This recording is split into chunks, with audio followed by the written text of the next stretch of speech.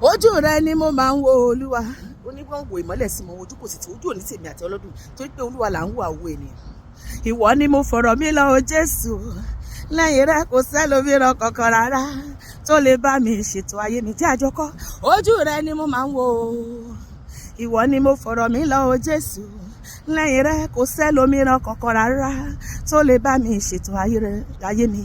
Mo wojú rẹ Ọlọ́run mi, ó ní wọ́n wo ìmọ́lẹ̀ mo wojú kò sì tì wọ́n. Ó ní àwọn ọmọ kìnìún máa ṣaláì níbi a sì máa pa wọ́n, ṣùgbọ́n àwọn tó ń wá Olúwa bí èmi àti rẹ wà ní ṣaláì ìran tó dára lónìí.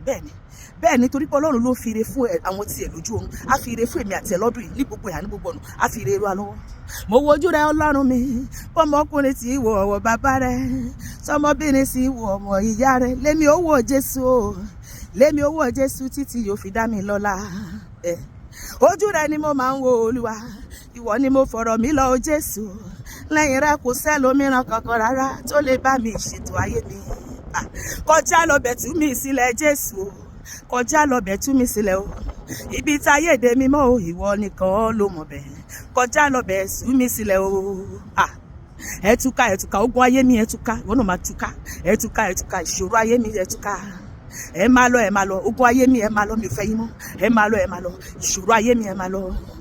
Ó ti tó àkókò kan máa ṣe mí lóore wíṣíwíṣí Olúwa látòrí mẹ́rin àgbà ìjọ tó fi re wá mi rí látòní lọ títí ọdún yóò fi jáde. Ó ti tó àkókò kan máa ṣe mí lóore wíṣíwíṣí ọ̀tá tí ó fẹ́ gbà Olúwa lù ọ́ pa láìjà ń pátá. Dààmú ogun ayé mi bàbá, gbogbo ogun tó ń da ayé mi àti ẹ̀ láàmú Ọlọ́run máa dààmú ogun ayé mi bàbá, gbogbo ogun tó yọ mí lẹ́nu bàbá yọ wọ́n lẹ́nu, èyí tó ń lé mi lérè dojú rẹ̀ bolẹ̀ o. Dààmú ogun ayé mi ọba lágbára, àkókò mi máa rèé Olúwa má jẹ́ kí gbà mí kọjá mi sọ bẹ́ẹ̀. Àkókò ayọ̀ bàbá bá mi ṣe fa ọ̀run ya, bá mi táyé mi ṣe. Àtayé rọ bí agogo àtórí ẹni tó sùwọ̀ ṣe, mo gbáyé mi tọ̀wọ́, mo gbélé mi tọ̀wọ́, mo gbéṣẹ́ mi tọ̀wọ́, mo gbé ìgbéyàwó mi tọ̀wọ́, mo gbé ètò ìṣúwó náà mi tọ̀wọ́, mo gbé àgọ́ ara mi tọ̀wọ́, mo gbé ọkọ mi tọ̀wọ́, mo gbé ẹbí àti ará gbogbo àwọn ọmọ wa tọ̀wọ́ wa. Olúwa tún ṣe. Àtayé rọ bí agogo bá wa táyé wa ṣe, gbogbo tó ti bàjẹ́ nínú ayé wa Olúwa bá wa tún ṣe.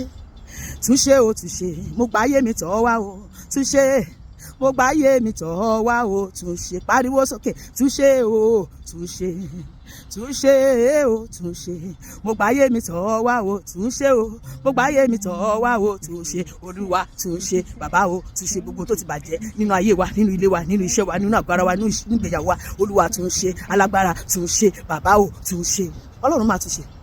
Gbogbo ọ̀nà tó ti dí ó bẹ̀rẹ̀ sí ńlá fẹ́mi àti ẹ lónìí. Ire wá wa rí, ìbùkún wá wa rí, àlùyọ wá wa rí, ìdáhùn sí àdúrà wá wa rí. Gbogbo ohun tá a ti ń béèrè látọdún pípẹ́ ó bẹ̀rẹ̀ sí ní tẹ̀ mí àti ẹ lọ́wọ́ lọ́dún yìí. Ọdún ayọ̀ èmi àti ẹ ló wọlé wẹ́rẹ́ yìí lórúkọ Jésù, bẹ́ẹ̀ ló máa rí, kò ní yí padà.